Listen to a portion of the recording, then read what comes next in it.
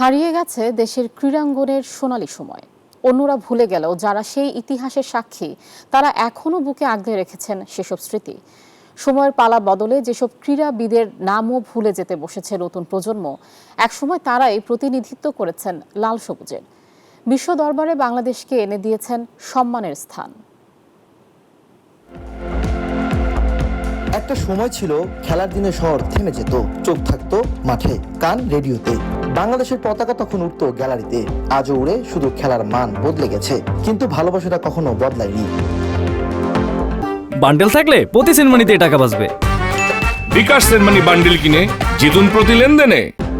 Football ছিল আমাদের প্রথম প্রেম। সেই প্রেমে ছিল উত্তাপ, ছিল গর্ব, ছিল গর্জন। মহামারান আবাহনী ম্যাচ মানেই সমর্থকদের হৃদয়ে ছিল যুদ্ধ। কালু যখন গোল দিতেন, বাংলাদেশ উল্লাসে গর্জে উঠত। আমরা তখন স্বপ্ন দেখতাম একদিন পৌঁছে যাব বিশ্বমঞ্চে।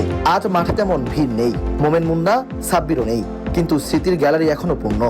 স্বাধীনতার আগে এবং স্বাধীনতার পরে দর্শক পরিপূর্ণ একটি মাঠ ছিল, এবং সেখানে খেলতে আমাদের সবসময় উৎসাহিত করেছে দর্শক।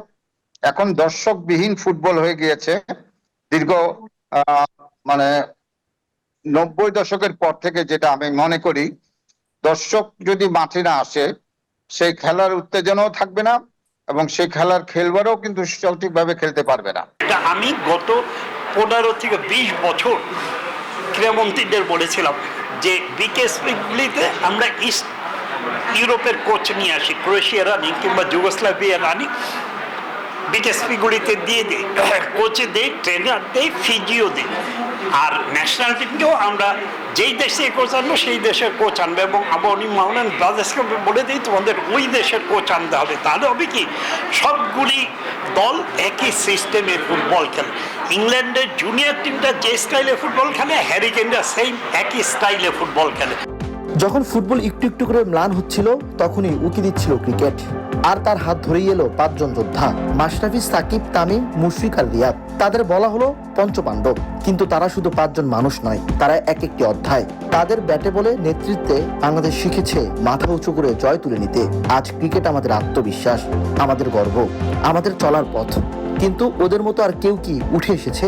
তুমি সিস্টেম দিয়ে এই ধরনের প্লেয়ার সবসময় আসে না। অস্ট্রেলিয়া কিন্তু এখনো সে নন পায়নি, তাদের থেকে ভালো সিস্টেম তার নেই। সব দেশে দেখবেন যারা আইকন প্লেয়ার চলে গেছে, তাদের মধ্যে প্লেয়ার কিন্তু অনেক দেশে কিন্তু এখনো হয়নি। ইন্ডিয়া, পাকিস্তানে ইনজাম কিন্তু তৈরি হয়নি, আর শ্রীলঙ্কায় সাঙ্গাকারা মাহিলা কিন্তু এখনো তৈরি হয়নি। এরকম অনেক উদাহরণ আছে। সো সাকিব, তামিম কবে আসবে? এই ধরনের খেলোয়াড় সাকিব, তামিম, মাহমুদুল্লাহ, মুশফিক, যারা লম্বা সময় আমাদের সার্ভিস দিয়ে গেছেন, আমাদের ক্রিকেটটা অন্য জায়গায় নিয়ে গেছেন, সেরকম প্লেয়ার আসবে এই মুহূর্তে নাই।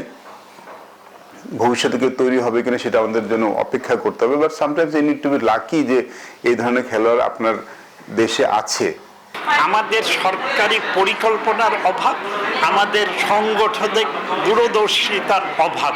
কারণ ক্রিকেটটা একটা, আমরা যখন আইসিসি ট্রফি চ্যাম্পিয়ন হই, এবং তখন যারা কর্মকর্তা ছিলেন, সৈয়দ আশরাফুল হক, পান্না, সাহেবচৌধুরী, এরা একটা কথা বলেছিল, ক্রিকেটটাকে প্রোডাক্ট হিসেবে বিক্রি করতে হবে।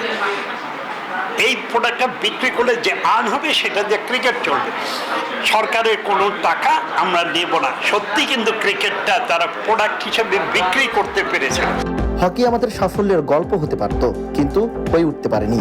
এক সময় ভারতের বিরুদ্ধে গোল দিয়েছি, পাকিস্তানকে কাঁপিয়ে দিয়েছি। তাই আজ সেই স্টেডিয়ামের টার্ফে শ্যাওলা জমে আছে, ধুলো জমে গেছে স্টিকে। আমাদের আর্থিক সংকট ছিল, কিন্তু স্বপ্নের ঘাটতি ছিল না। আজও সেই স্বপ্ন চোখ মেলে বসে আছে, জেগে উঠবার অপেক্ষায়। হকিতে বড় স্টেডিয়াম হয়েছে, টার্ফ হয়েছে, কিন্তু স্ট্যান্ডার্ড কিন্তু বাড়েনি। সেই ম্যাচ কিন্তু ফুটবলটা দিনে দিনে পিছিয়ে গেছে। আগে 64 জেলা লিগ হতো, জেলা লিগ থেকে প্লেয়ারগুলি ঢাকায় আসতো।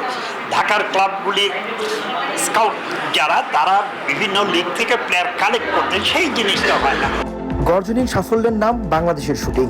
না ছিল বড় গ্যালারি, না আলো ঝলমলে প্রচার, তবুও দেশের জন্য এনে দিয়েছে সোনা, রূপা, ব্রোঞ্জ।